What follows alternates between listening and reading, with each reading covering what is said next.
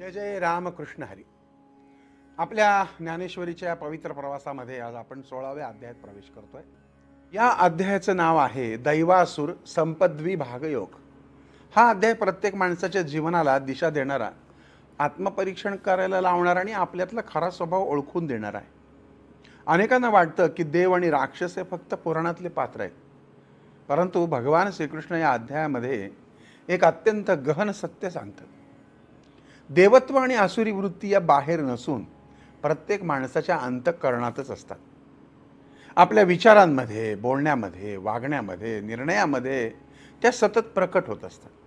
आणि म्हणूनच हा अध्याय इतरांना ओळखण्यासाठी नाही, तो स्वतःला ओळखण्यासाठी आहे. संत ज्ञानेश्वर माऊली या अध्यायाचं वर्णन करताना सांगतात की जसे एकाच शेतामध्ये धान्याबरोबर तण पण उगवतं, तसंच प्रत्येकाच्या मनामध्ये दैवी आणि आसुरी अशा दोन्ही प्रकारच्या प्रवृत्ती जन्माला येतात. आपण कोणत्या प्रवृत्तीला खतपाणी घालतो, कोणत्या विचारांना वाढवतो आणि कोणत्या सवयी जोपासतो, यावर आपलं संपूर्ण आयुष्य उभं राहतं. आणि म्हणूनच श्रीकृष्ण भगवान दैवी गुणांचं पहिल्यांदा वर्णन करतात. ते म्हणतात की निर्भयता, अंतःकरणाची शुद्धता, ज्ञानाची आवड, दान करण्याची प्रवृत्ती, इंद्रियांवर संयम, सत्य बोलणं, अहिंसा, क्रोधावर नियंत्रण, त्याग, शांतता, दुसऱ्याची निंदा न करणं, प्रत्येक प्राणीमात्राबद्दल दया, लोभाचा अभाव असणं, कोमलता, लज्जा, स्थिरता, क्षमा, धैर्य, पवित्रता, अहंकाराचा त्याग, हे सर्व दैवी गुण आहे. आणि हे गुण ज्या व्यक्तीमध्ये आढळतात ती व्यक्ती समाजात आपोआपच आदरणीय बनते. त्याला प्रसिद्धी मिळो अथवा न मिळो, पैसा असो वा नसो, त्याच्या व्यक्तिमत्वातून एक वेगळं तेज प्रकटत होत असतं. आजच्या काळामध्ये आपण सुंदर कपडे, मोठं घर, महागडी गाडी, मोबाईल, बाह्य आकर्षण यासाठी प्रचंड मेहनत करतो. पण मन सुंदर करण्यासाठी किती वेळ देतो? बाह्य सौंदर्य काही वर्षांनी कमी होतं, संपत्ती नष्ट होते, पदप्रतिष्ठाही कायम राहत नाही. पण मनातली दया, नम्रता, सत्य, संयम आणि प्रेम हे गुण मात्र आयुष्यभर माणसाला मोठं बनवतात. माऊली सांगतात की दैवी गुण असलेला मनुष्य संकटातही खचत नाही, कारण त्याचा विश्वास हा फक्त स्वतःच्या शक्तीवर नसतो, तर तो परमेश्वराच्या कृपेवर पण असतो. तो यश आले म्हणून गर्व करत नाही आणि अपयश आलं म्हणून निराश होत नाही. त्याला माहिती असतं की प्रत्येक परिस्थिती ही आपल्याला घडवण्यासाठीच आलेली, आणि म्हणूनच तो प्रत्येक अनुभवातून शिकत पुढे जातो. मित्रांनो, आपण आज स्वतःला खरंच काही प्रश्न विचारूया की माझ्या बोलण्यामध्ये किती सत्य आहे, माझ्या मनात दुसऱ्याविषयी किती प्रेम आणि दया आहे, माझ्या यशामुळे माझा अहंकार वाढतोय का नम्रता, मी दुसऱ्याच्या आनंदात आनंदी होतोय का मी मत्सर करतोय, मी संकटात शांत राहतोय का लगेच संतापतोय. हे प्रश्न जर आपण प्रामाणिकपणे स्वतःला विचारले तर आपल्याला समजेल की आपल्या मनामध्ये दैवी गुण किती आहेत आणि त्यांना अजून किती वाढवण्याची गरज आहे. भगवान श्रीकृष्ण सांगतात की दैवी संपत्ती म्हणजे मुक्तीकडे जाण्याचा मार्ग आहे. ज्या व्यक्तीच्या जीवनामध्ये हे गुण वाढतात त्याच्या जीवनामध्ये शांती, समाधान, आनंद आणि परमेश्वराची कृपा ही आपोआपच प्रकट होते. आणि म्हणूनच या अध्यायाचा पहिला संदेशच असा आहे की देव शोधण्यासाठी मंदिरात जाण्यापूर्वी आपल्या मनामध्ये दैवी गुण निर्माण करा. कारण ज्या अंतःकरणामध्ये सत्य, प्रेम, दया आणि नम्रता वास करतात तेथेच परमेश्वराचा कायमचा निवास असतो. आता हा झाला देवाचा भाग. आता भगवान श्रीकृष्ण आपल्याला आसुरी संपत्ती म्हणजे काय सांगतात. ते स्पष्ट सांगतात की अनेकांना वाटतं की आसुरी प्रवृत्ती म्हणजे मोठमोठे गुन्हे करणारे, इतरांना त्रास देणारे, खून मारामाऱ्या करणारे, असे का? तर तसं नाही आहे. तर आसुरी वृत्तीची सुरुवात ही अगदी छोट्या दोषांपासून होते.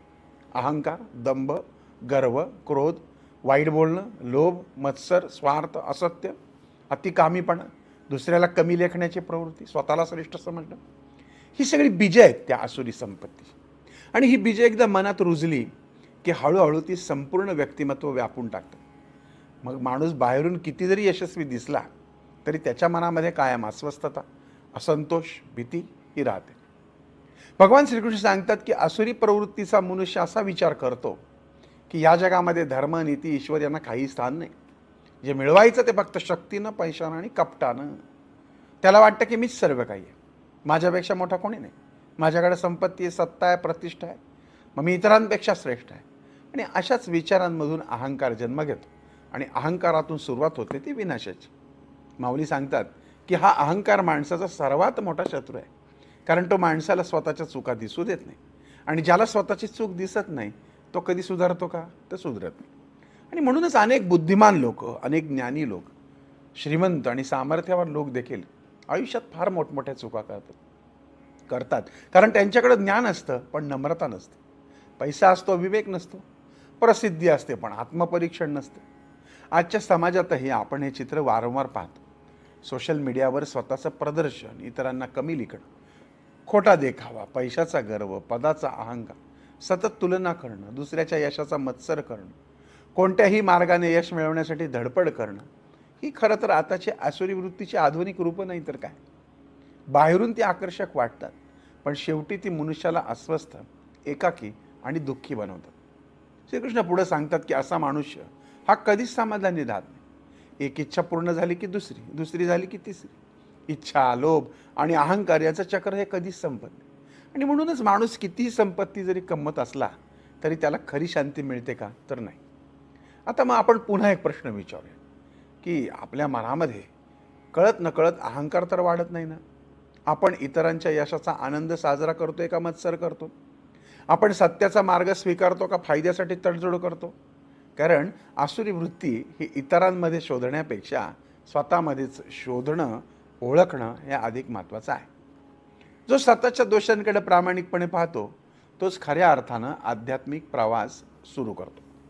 या अध्यायाचा महत्त्वाचा आणि प्रत्येकाच्या जीवनाला लागू पडणारा शेवटचा आपण एक संदेश याच्यामध्ये आता पाहणार आहोत. या अध्यायाच्या शेवटी भगवान श्रीकृष्ण सांगतात की माणसाला अधोगतीकडे नेणारी ही 3 दारं आहेत, मुख्य द्वार आहेत. त्यातलं पहिलं आहे काम, दुसरं आहे क्रोध आणि तिसरं आहे लोभ. याला नरकाचे प्रवेशद्वार म्हटले. जो मनुष्य या तिन्हीच्या आहारी जातो त्याचं विवेक बुद्धीवरचं नियंत्रण संपतं. कारण काम ही केवळ शारीरिक वासना नाही तर कोणत्याही गोष्टीची अतिरेकी आणि अनियंत्रित इच्छा पूर्ण झाली तर आणखी इच्छा निर्माण होते आणि पूर्ण झाली नाही तर क्रोध निर्माण होतो. क्रोधामुळे विचार करण्याची शक्ती नष्ट होते आणि त्या रागाच्या भरामध्ये माणूस असा निर्णय घेतो की ज्याचा पश्चाताप त्याला आयुष्यभर करावा लागतो. ही कामवासना, द कामातुराणाम नराणाम न भयम न लज्जा म्हणतात. पुढे आहे तो लोभ. लोभाला तर शेवटच नाही. पैसा येऊ द्या, सत्ता येऊ द्या, प्रसिद्धी येऊ द्या, हा लोभ किती आला ना तरी माणसाला अपुराच वाटतो. म्हणूनच माऊली सांगतात की काम, क्रोध आणि लोभ हे 3 विषारी झाड आहेत. त्यांच्यामुळं मनात जी ही आसक्ती निर्माण होते त्यामुळं दुःख, अशांती, अधःपतन वगैरे आपल्या वाट्याला येतं. आणि म्हणून या तिन्हीचा त्याग करणं हेच खरं आत्मकल्याण आहे. जो मनुष्य शास्त्राचा आधार सोडून केवळ मनाला वाटेल तसा वागतो त्याला ना खरं सुख मिळतं, ना त्याला सिद्धी, ना त्याला परमगती प्राप्त होते. येथे शास्त्र म्हणजे केवळ धार्मिक ग्रंथ नाहीत बरं का, तर जीवनाला योग्य दिशा देणारं तत्त्वज्ञान, नैतिक मूल्य, सदाचार आणि विवेक ही आहे. जीवनात निर्णय घेताना मनाचा ऐका पण विवेकाला पण सोबत ठेवा. भावना महत्त्वाच्या आहेत पण त्यांना योग्य दिशेने देणारं जे ज्ञान आहे ते त्याहून महत्त्वाचं आहे. माऊली या अध्यायाचा सार अत्यंत सुंदर रीतीने मांडतात. ते सांगतात की प्रत्येक क्षणी आपण 2 मार्गांच्या फाट्यावर उभे असतो. एक मार्ग दैवी गुणांकडे अर्थात सत्य, दया, क्षमा, नम्रता, संयम, प्रेम. तर दुसरा मार्ग आसुरी गुणांकडे, अहंकार, लोभ, क्रोध, मत्सर, दंभ आणि स्वार्थ. निवड तुमच्या हातात. आणि परमेश्वर प्रत्येकाला समान संधी देतो बरं का. आपण कोणत्या विचारांना पोचतो, कोणत्या सवयी जोपासतो आणि कोणत्या कृती करतो यावर आपलं भविष्य घडतं. म्हणून मित्रांनो, आजच्या या धकाधकीच्या जीवनामध्ये आपण मोठं घर, मोठी गाडी, पैसा, प्रसिद्धीच्या नादाचा प्रयत्न करतो. पण खरं तर आपण मनातली ही जी दैवी संपत्ती आहे ती वाढवण्याचा सुद्धा प्रयत्न करायला पाहिजे. कारण ही जी आपली संपत्ती ही जन्मापुरतीच आहे. पण मग आपण गेल्यानंतर आपल्याबरोबर काय येणार आहे? कर्मच येणार आहेत ना. त्यामुळे रोज स्वतःला एक प्रश्न विचारा की आज माझ्या वागण्यात देवत्व जास्ती होतं का आसुरीपणा? जर प्रामाणिकपणाने हा प्रश्न विचारला तर ज्ञानेश्वरीचा 16वा अध्याय आपल्या जीवनात खऱ्या अर्थाने उतरू लागेल.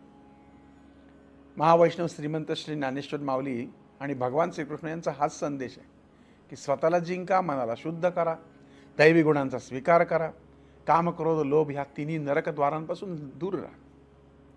याचा अर्थ असा नाही की सांसारिक जीवनामध्ये या सोडायच्यात, पण किती प्रमाणात ठेवायच्या याला पण काही प्रमाण आहे. आणि हे सगळं तुम्ही जर पाळलं तर खऱ्या अर्थाने तुमचं जीवन आनंदी, शांत आणि मुक्त होईल.